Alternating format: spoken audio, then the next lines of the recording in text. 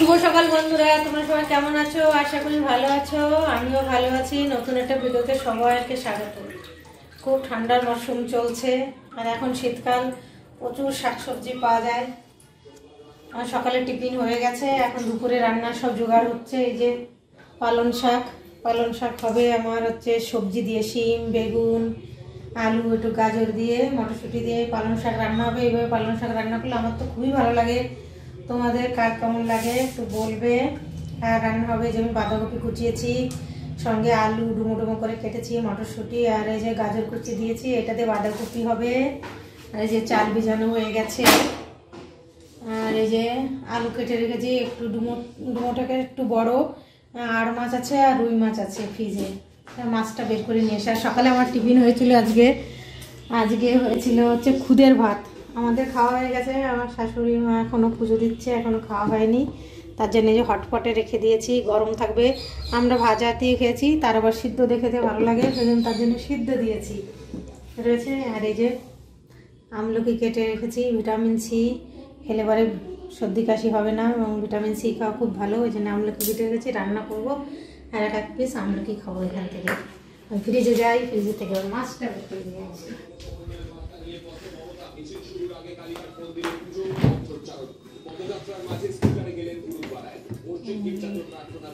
দুই রকমের মাছ রয়েছে।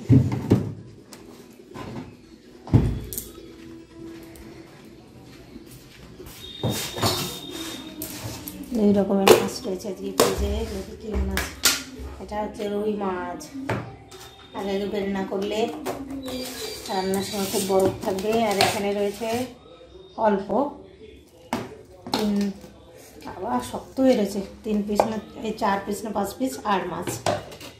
এই আজকে আমাদের এই বেলা রান্না হবে। দাদা ডিউটি গেছে, এসে আবার খেয়ে যাবে, তাড়াতাড়ি রান্না করতে হবে। যে সেসব গুছিয়ে চানটা করবো, তারপরে রান্না করতে হবে। শাকটা কড়াইটা ধুয়ে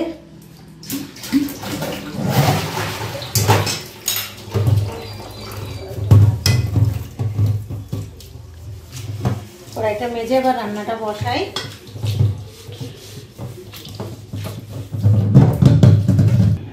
আজকে আমার দাড়ি কাটার জন্য মহিলা নাপিত এসছে বাড়িতে।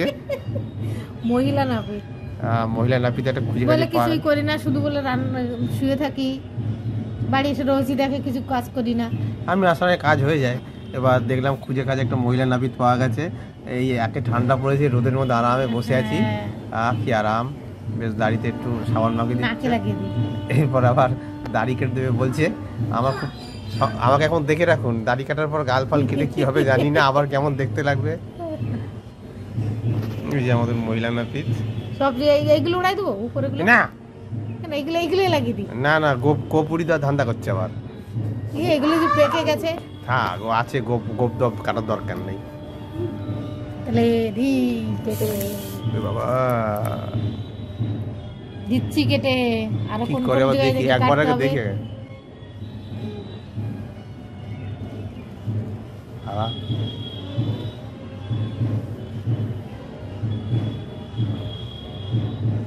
এই যা কাটছে মনে হচ্ছে সময় লেগে যাবে, আমার নিজেকে কেটে নিতে হবে, দরকার নেই। তাকে মহিলা নাপিতে সাবান মাখিয়ে দিয়েছে, এই করছি এই অবধি যথেষ্ট, হাত বেশি করতে হবে না। তাহলে দাড়িটা কেটে ফেলি। টান করে রোদ্দুর আজকে বেশ ভালো রোদ উঠেছে, রোদটা আরাম লাগছে। আরাম লাগছে, হাওয়া দিচ্ছে মাঝে মাঝে। যেই গা গরম হয়ে যাচ্ছে হাওয়া দিচ্ছে, গাটা আবার ঠান্ডা হয়ে যাচ্ছে। ওই জন্য একটা তল গাইতে বসে আছি। মেয়ে নাপিত আমার দাড়ি কেটে দিয়েছে, তাও এই যে 2-1 জায়গায় একটু কেটে গেছে, জ্বালা করছে। উঁচু নিচু গালটা কি হবে? গাল উঁচু নিচু না, গাল কি মাঠের মতো লেভেল হয়? লোকের লেভেল হয় তো। সেই গোপও ছোট বড় করে দিচ্ছে, আমি দেখাবো না, থাক। গোপ ছোট বড় হয়ে গেছে। আর এই দরকার নেই বাবা, ফ্রি নাপিত পেলে এরকমই অবস্থা হয়। ফ্রিতে হতে গেলে একটু এরকমই হয় না, ঠিক আছে বাবা, আমি আর দেখা যাচ্ছি না। যা তাড়াতাড়ি চান করে তারপর খেতে দেবো।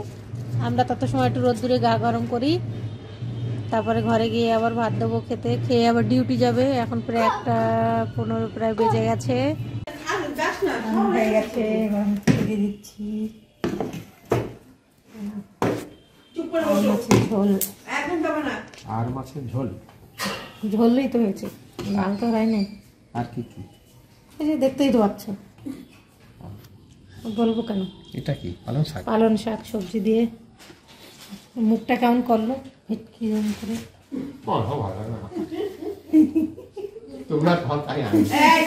তোমরা পালং শাক খাও, হেভি উপকার। পালং শাক খেতে মোটেও ভালো লাগে না। থেকে অন্য শাক ভালো।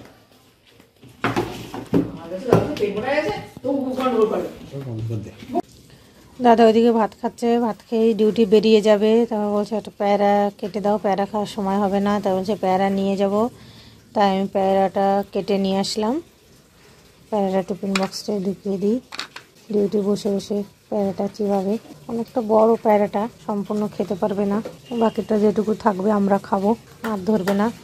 এবার টিফিন বক্স আটকানো যাবে না। ভাত টাত খেয়ে একটু বসতেও পারলো না, রেডি হয়ে গেছে, এখনই বেরিয়ে যাবে।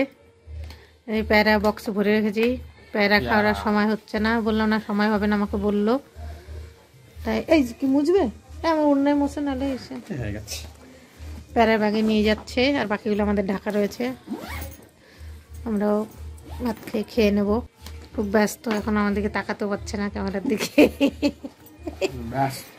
ব্যস্ত। আমি হেলমেট দেবো, খেয়েই বেরিয়ে যেতে হয়, বসতে পারে না, কষ্ট হয়ে যায়। দুপুরে সকালেও সে ঠান্ডার মধ্যে যেতে হয়, আবার এসে চান করে ভাত খেয়েই চলে যেতে হয়।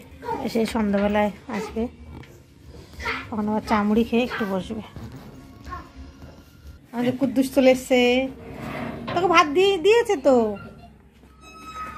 কুদ্দুস কুদ্দুস, এই ফোনে মুখ দিয়ে তুমি নাকি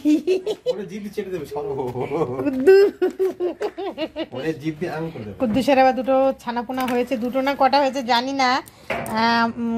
ওইদিকে লুকিয়ে রেখেছে, আনছে না। এখানে খাবার খেয়ে যায়, কিন্তু বাচ্চাগুলো দেখাচ্ছে না, নিয়ে আসছে না এখনো। লেজ নাড়ছে, সকাল গেট খুললেই মনে হচ্ছে ঘরে ঢুকে যাবে সব সময়ের জন্যই। তাহলে ঠিক আছে, ধীরে সুস্থ যাও, টাটা। আমরা গিয়ে একটু প্যারা খেয়ে তারপরে শুয়ে পড়বো।